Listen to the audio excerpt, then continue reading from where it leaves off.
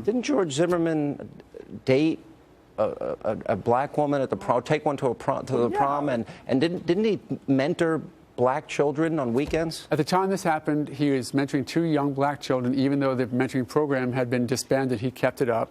He had black children living with him in his home from the time he was 6 to the time he was 12. There was plenty of evidence, had they even looked, there was plenty of evidence that George Zimmerman was anything but a racist. He mentored African-American children. He took an African-American girl to the prom. He went out and fundraised for an African-American homeless guy who was abused allegedly by a cop's son and fought his cause in front of the county commission. This guy was anything but a racist.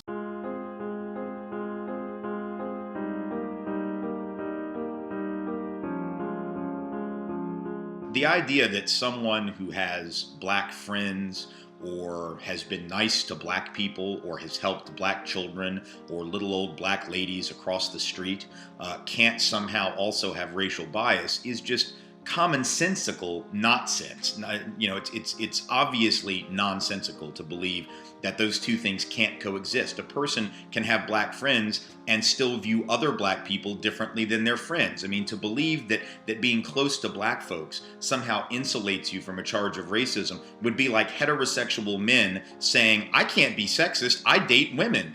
I'm married to one. I can't possibly be I mean, who would say that, right? That would mean that the only men capable of being sexist would be gay men, right? I mean, is that really what we want to suggest? Obviously, a person can be close to people of a different race, a different gender, a different sexuality, a different religion, and still view those who are not close to them as different from their friends. And so George Zimmerman dated a black woman or took her to prom.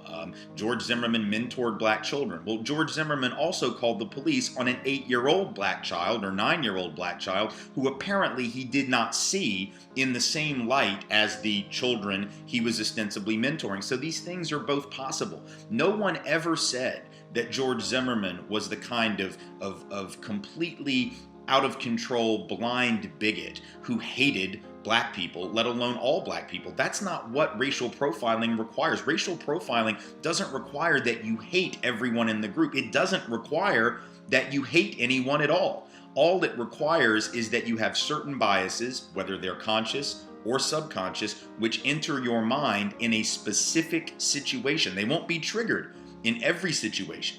Those cops in New York who do stop and frisk, racial profiling on the streets of New York City, they can engage in decent and kind interactions with black folks and Latino folks in other settings. But in that setting, when the stereotype gets triggered, as it seems clear it was in the case of George Zimmerman and Trayvon Martin, that's when the bias comes out and all your black friends, all your girlfriends, all the black sports stars you love, all the black music you listen to, all the black children that you mentor, no longer is what's controlling what's going on in your brain. It's when the prejudices begin to take that over.